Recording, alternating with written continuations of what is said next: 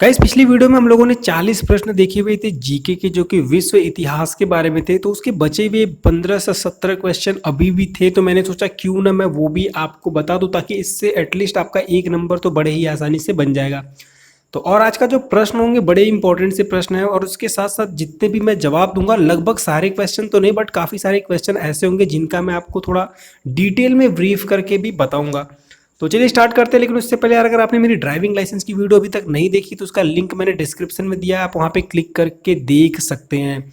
तो आज का जो सबसे पहला प्रश्न है उसमें पूछा गया कि संसार की सबसे ऊंची चोटी कौन सी है। वर्ल्ड का सबसे जो ऊंची चोटी उसके बारे में पूछा जा रहा है, और मुझे लगता है कि इसका जवाब आप सारे लोगों को पता ही होगा। ये तो बहुत ही कॉमन क्वेश्चन है जिसको हम बचपन से पढ़ते आ रहे हैं।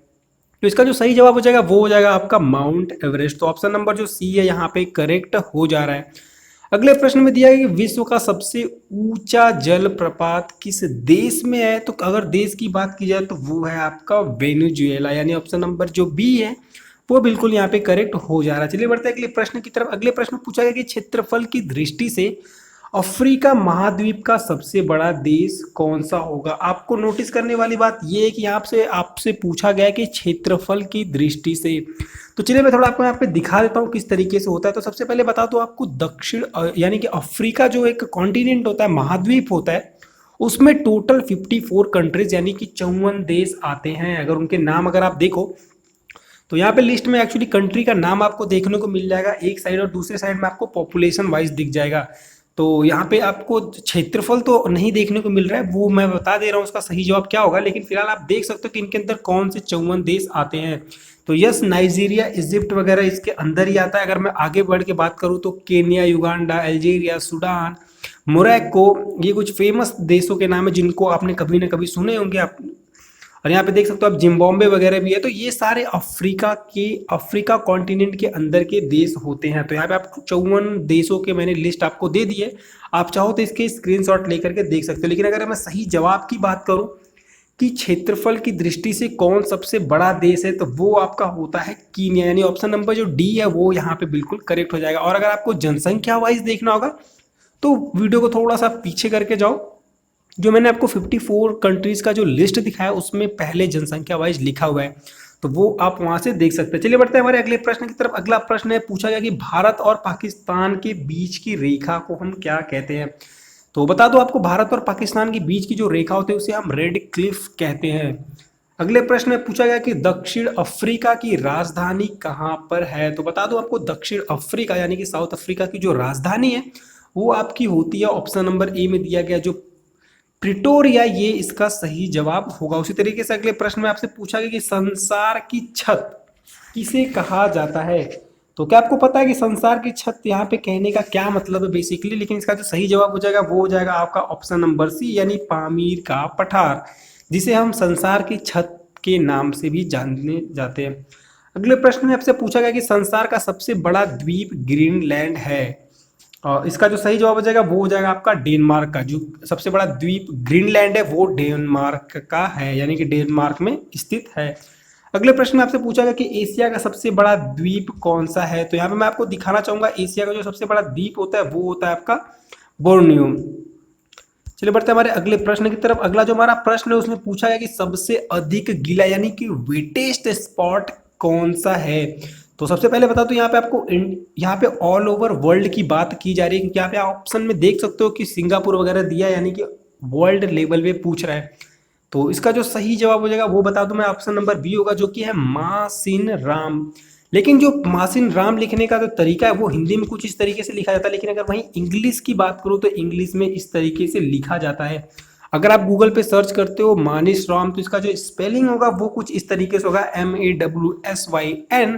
और ये कहाँ पे अगर अवेलेबल है उसकी बात करूँ तो यहाँ पे आप देख सकते हो विलेज इन मेघालय, मतलब मेघालय में एक छोटा सा गांव है जो जिसको हम पूरे विश्व का सबसे वेटेस्ट, यानी वेटेस्ट का मतलब गीला, यानी कि सबसे गीला स्थान मानते हैं। चलिए बढ़ते हमारे अगले प्रश्न की तरफ। हमारे अगले प्रश्न में पूछा गया है, प्रथम उत्पादक के रूप में निम्न में से कौन सा युग्म गलत होगा। यहाँ पे आपको गलत युग्म बताना होगा इसका।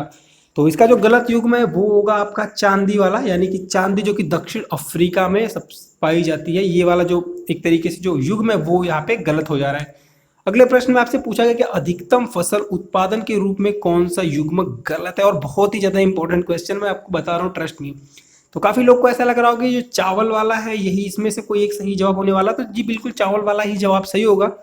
चावल में दिया गया कि चावल भारत में सबसे अधिक पाया जाता है। क्या चावल भारत में सबसे अधिक पाया जाता है? अगर इसका जवाब नहीं हाँ है या नहीं है वो तो आप मुझे कमेंट करके बताइएगा, लेकिन मैं थोड़ा आपको ब्रीफ करके बताऊं। यहाँ पे ऑप्शन नंबर बी में आप देखोगे कि चावल चीन में भी लिखा है, लेकिन और इसका जो सही जवाब है आपको यकीन नहीं होगा कि इसका सही जवाब भी ऑप्शन नंबर बी, यानी कि चावल जो सबसे अधिक चाइना में ही पाया जाता है। तो चावल क्यों नहीं खाते मेरे भाई? तुम लोग को इतना जीव जंतु क्यों खाना रहता है? फिर चावल खाओ ना। हम इंडियंस को यार इतने उनसे कम चावल होते हैं और हम लोग क्या ही मतलब चावल खाते हैं। तो ठीक है, जो भी है उन क्या ही बोलो यार, छोड़ो। अगले प्रश्न की तरफ बढ़ते हैं। अगले प्रश्न में पूछा गया कि पेट्रोलियम पदार्थ का सबसे अधिक उत्पादक देश कौन सा है? और इसका सही जवाब तो सबको पता है कि सऊदी अरब जो है वो ही सबसे ज्यादा पेट्रोलियम पदार्थ का उत्पादक देश है। चलिए बढ़ते हमारे अगले प्रश्न की तरफ। अगले प्रश्न में पूछा गया निम्न में से कौन सा कथन गलत होगा? यहाँ पे आपको गलत कथन बताना है। तो इसका जो सही मतलब यानी कि गलत कथन है वो मैं आपको बता देता हूँ। ऑप्शन नंबर सी में दिया गया कि चीन की सबसे लंबी नदी हवांग हो है। ये हवांग हो जो है ये एक्चुअली नदी का नाम है। तो ये वाला जो कथन है वो गलत है। तो क्या आपको पता है कि चाइना की सबसे लंबी नदी कौन सी है? वो मैं आपको बता देता हूँ कि वो कुछ इस तरीके से, जब आप गूगल पे सर्च करते हो जा करके चाइना लॉन्गेस्ट रिवर यानी कि सबसे लंबी नदी, तो ऑप्शन का जो सही जवाब आता है वो कुछ इस तरीके से आता है। जो मेरी इंग्लिश इतनी ज़्यादा तेज नहीं कि मैं चाइनीज़ पढ़ पाऊँ, तो आप पढ़ के देख लेना, जो भी आपका मतलब याद कर लेना। अगर बात करूँ कितनी लंबी है तो वो है टोटल 3,915 मील। अगर उसे मैं किलोमीटर में कन्वर्ट करोगे आप तो वो हो जाएगा 6,300 किलोमीटर लंबी नदी है वो। और उसका नाम क्या है? वो है यंगेस्ट जी रिवर। क्या है रे ये? चलो बढ़ते हैं अगले प्रश्न की तरफ। जो अगला प्रश्न हमारा होगा वो देख लेते हैं।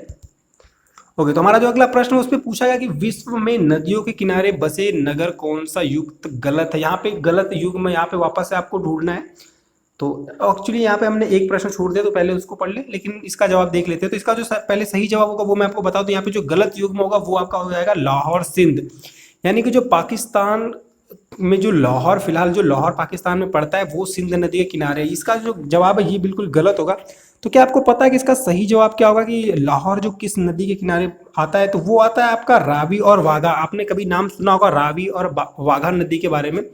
तो जी हाँ, लाहौर जो होता है इन्हीं दोनों नदियों के किनारे बसा हुआ है। तो और पिछला जो प्रश्न है उसमें पूछा गया निम्न में से कौन सा युग में सुमेलित नहीं है? तो इसके बारे में भी आपको बताना होगा। तो क्वेश्चन को देख लेते हैं। तो यहाँ पे जो ऑप्शन नंबर डी होगा थार अरब देश, ये वाला जवाब यहाँ पे गलत हो जाएगा। ये जो है जवाब यानी कि युग में वो सही नहीं है। चलिए बढ़ते हमारे अगले प्रश्न की तरफ। अगले प्रश्न में आपसे पूछा गया उद्योग और उनसे जुड़े शहरों में कौन सा युग्म गलत होगा? यहाँ पे भी आपसे गलत ही पूछा गया है। तो यहाँ पे जो ऑप्शन नंबर सी होगा लीड्स इंग्लैंड सूती वस्त्र के लिए, ये बिल्कुल गलत होगा। कॉटन के वस्त्र कहाँ इंग्लैंड में मिलेंगे? वो इंडियन में ही मिल सकते हैं। तो इसका जो सही जवाब यानी कि जो गलत ऑप्शन था वो यहाँ पे सी हो जाता है। चलिए बढ़ते हमारे अगले प्रश्न की तरफ। अगले प्रश्न में पूछा गया निम्न शहर में एक्चुअली निम्न शहर के साथ उसकी प्रसिद्धि का मुख्य कारण दिया गया है। इसमें भी आपको गलत युग में ही बताना होगा। तो यहाँ पे जो ऑप्शन नंबर डी होगा ये गलत होगा, यानी कि सऊदी अरब ईसा मसीह का जन्म स्थान। ये तो डेफिनेटली नहीं होने वाला है, क्योंकि ईसा मसीह आप जानते हो क्रिश्चियन धर्म से बिलोंग करते हैं और सऊदी अरब जो वो एक इस्लामिक कंट्री है, तो ये तो ऐसे ही तुक नहीं बनता है। तो जो ऑप्शन नंबर डी है यहाँ पे मतलब आपको टिक लगाना है, गलत युग में इसका यही होता है। बाकी अंगकोर कोडम्बिया जो कि हिंदू मंदिर वहाँ पे अवेलेबल है, आपको पता ही होगा।